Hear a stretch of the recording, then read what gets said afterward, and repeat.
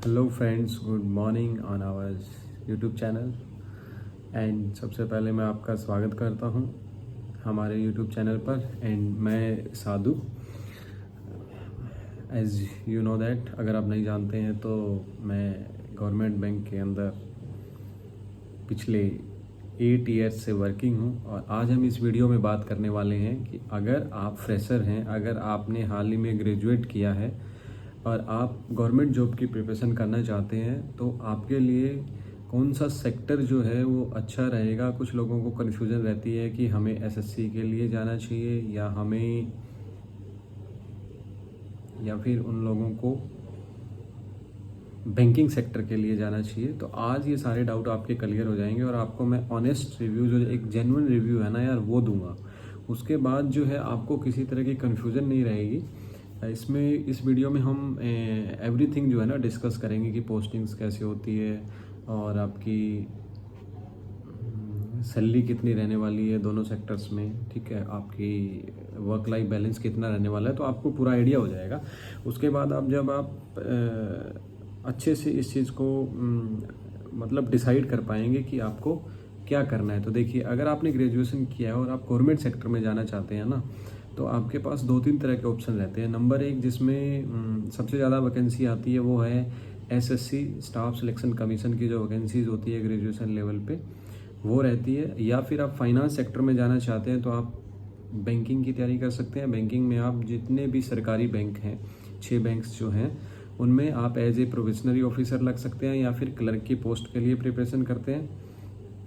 तो अब उसके अलावा आप जो आरबीआई की वैकेंसी होती है उसमें ग्रेड बी लगते हैं डायरेक्ट, वो काफ़ी टफ एग्ज़ाम रहता है, उसके बारे में मैं आपको अलग से बता दूंगा। या फिर आप इंश्योरेंस की जो कंपनी है, गवर्नमेंट कंपनी है, उसके अंदर जो है वैकेंसीज आती है, उनमें आप जा सकते हैं।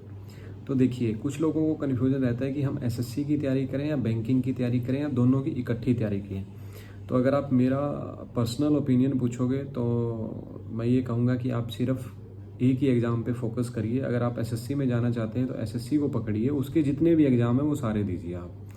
अगर आप बैंकिंग में जाना चाहते हैं तो आप बैंकिंग के सारे एग्ज़ाम दीजिए, IBPS PO, IBPS clerk, SBI PO, SBI clerk, RRB PO, RRB clerk, 6, 7, 8 exam होते हैं हर साल, वो दीजिए।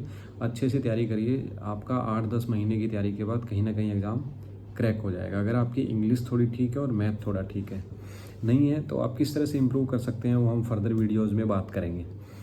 देखिए, अगर अब सवाल आता है कि आप एसएससी में जाएं या बैंकिंग में जाएं, तो ये सबका अपना अपना ओपिनियन हो सकता है। मैं आपको बता देता हूं कि आपकी जॉब लगने के बाद क्या होने वाला है, तो आपको खुद आइडिया हो जाएगा कि आपको किस सेक्टर में जाना चाहिए। एसएससी एक कम्प्लीटली गवर्नमेंट जॉब है भाई, ठीक है, वो संपूर्ण सरकारी नौकरी है।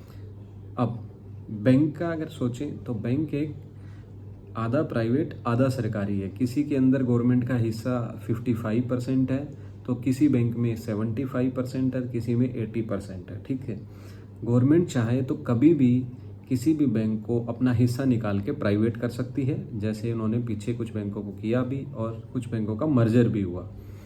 तो ये सब चीज़ें जो है चलती रहती है फाइनेंस सेक्टर में, ठीक है जी। एक आपको प्राइवेट होने का डर हमेशा रहेगा मन में। तो अगर आप कंप्लीट जॉब चाहते हैं तो एसएससी की तरफ जाइए। अब अगर आता हूँ मैं सैलरी पे, तो सैलरी एसएससी के अंदर और पीओ के अंदर जब आप लगते हो, एसएससी के अंदर ग्रेजुएशन लेवल की 4600 की 4600 ग्रेड पे की जिस जॉब में लगते हो तो ऑलमोस्ट बराबर है।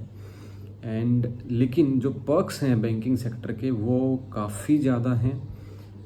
वो पर्क्स जैसे हर महीने पेट्रोल मिलता है, न्यूज़पेपर का पैसा मिलता है, कैंटीन की सब्सिडी मिलती है, आपको कई और तरह के अलाउंसेस मिलते हैं। सेंट्रल गवर्नमेंट में ऐसा नहीं होता। तो कुछ आपको फ़ायदा मिलता है। जिस भी शहर में आपकी पोस्टिंग होगी वहाँ रहने के लिए आपको लीज मिलती है। सेंट्रल गवर्नमेंट में आपको सेंट्रल गवर्नमेंट के क्वार्टर्स मिल जाते हैं, तो आई थिंक वो वहाँ पे थोड़ा सा कोप अप हो जाता है। तो सैलरी में थोड़ा तो फ़र्क है। बैंकिंग में आपको थोड़ा मतलब सैलरी ज़्यादा मिलेगी आई थिंक, ठीक है, आई थिंक नहीं मतलब मिलेगी।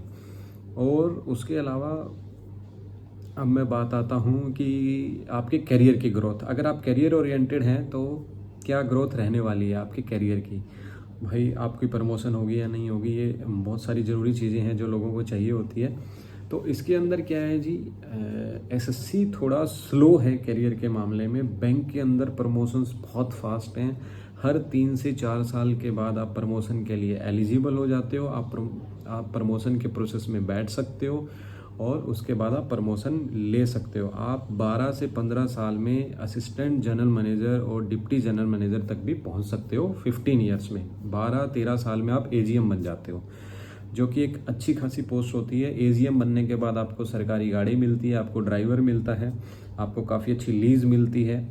मेट्रो सिटीज़ में 50-60 हज़ार तक की बैंकों के अंदर लीज़ है, या फिर अच्छे जो है क्वार्टर मिलते हैं आपको रहने के लिए।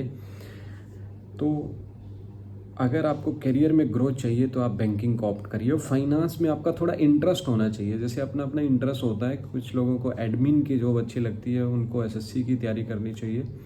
और जो लोगों को फाइनेंस से रिलेटेड काम करने में मज़ा आता है तो उनको फाइनेंस में जाना चाहिए। Balance sheet, general banking, operations, ये सब चीज़ें। ये चीज़ हो गई कैरियर ग्रोथ की। एसएससी के अंदर हर 7-8 साल में एक प्रमोशंस होता है, ज़्यादा से ज़्यादा आपको 2 मैक्सिमम 3 प्रमोशन मिल जाएंगे अगर आप अर्ली आपने ज्वाइनिंग करी है तो 25 के आसपास। तो ये एक चीज़ है। उसके बाद आते हैं सबसे ज़रूरी और सबसे महत्वपूर्ण बात जो मैं मानता हूँ कि आपकी जब जॉब लग जाएगी तो आपके लिए मैटर करता है कि आपका वर्कलोड कितना है और आपकी वर्क लाइफ बैलेंस कितनी है, कि आपको काम करना है, अपनी फैमिली के लिए समय चाहिए, आपको छुट्टियाँ चाहिए। अब मैं सबसे पहले आता हूँ एसएससी। एसएससी के लगभग हर डिपार्टमेंट में मौज है, काम ठीक ठाक है, आसानी से हो जाता है, कोई वर्कलोड नहीं है। मैं ऐसे बहुत सारे लोगों को जानता हूँ जो लगभग सभी डिपार्टमेंट्स में हैं। तो किसी भी डिपार्टमेंट में इतना वर्कलोड नहीं है जितना कि बैंक में है। अब बैंकिंग में मैं आऊँगा स्पेशली। तो आपको अगर ठीक ठाक वर्कलोड चाहिए, आपको प्रॉपर गवर्नमेंट जॉब चाहिए, तो आप शुरू से एसएससी पे फोकस करिए। आप किसी और एग्ज़ाम पे फोकस मत करिए, वहाँ आपको ठीक ठाक सैलरी मिल जाएगी। और आपका एसएससी में 5 डेज़ है, आपका सैटरडे संडे छुट्टी रहती है। और कुछ पोस्टें हैं जो काफ़ी अच्छी हैं, इंस्पेक्टर इन इनकम टैक्स, इंस्पेक्टर इन एक्साइज, ये सब चीज़ें हैं। Assistant section officer in central secretariat, जहाँ पे आपकी पूरी उम्र जो है दिल्ली पोस्टिंग रहती है। तो काम एसएससी में मतलब कम है। अब बैंक की बात करें तो बैंक में बहुत काम है, वर्कलोड बहुत ज़्यादा है। आप किसी भी ब्रांच में जाएंगे, आपको 2 या 3 जो छोटी ब्रांचेज हैं उनमें 2 थोड़ी बड़ी है, उनमें 3 बहुत ज़्यादा बड़ी है, उनमें 4 या 5 से ज़्यादा ऑफिसर दिखाई नहीं देंगे। वो एक सर्विस सेक्टर है, वहाँ पे आपको सर्विस देनी ही देनी है। अगर आप सर्विस नहीं दोगे आपकी कंप्लेंट होगी, वो कंप्लेंट होगी आपके लिए बहुत ज़्यादा दिक्कत खड़ी हो जाएगी। तो वहाँ पे आपको काम करना पड़ेगा। वहाँ पे बहुत ज़्यादा वर्कलोड, मैं ये कहूँगा कि जब तक आप स्टार्टिंग के 5-6 साल है चीज़ों को समझते हैं तो रहता है, उसके बाद भी रहता है। और यस, टारगेट भी थोड़े बहुत पूरे करने हैं, बट वो टारगेट तो आप जब अच्छी कस्टमर सर्विस देते हो तो अपने आप जो है ना पूरे हो जाते हैं। बट यस, वर्कलोड है, आपको एटलीस्ट 6:30-7 बजे तक बैठना पड़ता है ब्रांचेज में। या आप अगर बैक ऑफिस में हैं, पिछले के circle office, regional office, zonal office में हैं, तो वहाँ भी आपको 7:30, 7:15, पौने 7 तक बैठना पड़ता है। अभी तक जो बैंकिंग है उसमें 2 ही सैटरडे ऑफ होते हैं, 2nd और 4th। शायद अब कुछ आने वाले दिनों में बातचीत चल रही है, ऑलमोस्ट फाइनल है कि सारे सैटरडे ऑफ हो जाएं, बट अभी तक ऐसा नहीं है। तो वर्कलोड बैंकिंग में काफ़ी है और प्राइवेटाइजेशन का डर है ऊपर से। अब बात आती है पोस्टिंग्स की। एसएससी की जॉब्स के अंदर जो जोन आपको मिलता है, आपकी लगभग नौकरी उसी जोन में कट जाती है, आपकी स्टेबिलिटी है, आपको बार बार अपना सामान नहीं उठाना पड़ता। बैंकिंग के अंदर आप प्रमोशन लेते हैं तो आपकी हर 4-5 साल में ट्रांसफ़र होनी है। ऑन द प्रमोशन तो निश्चित है, होगी और कहाँ होगी नोबडी नोज़।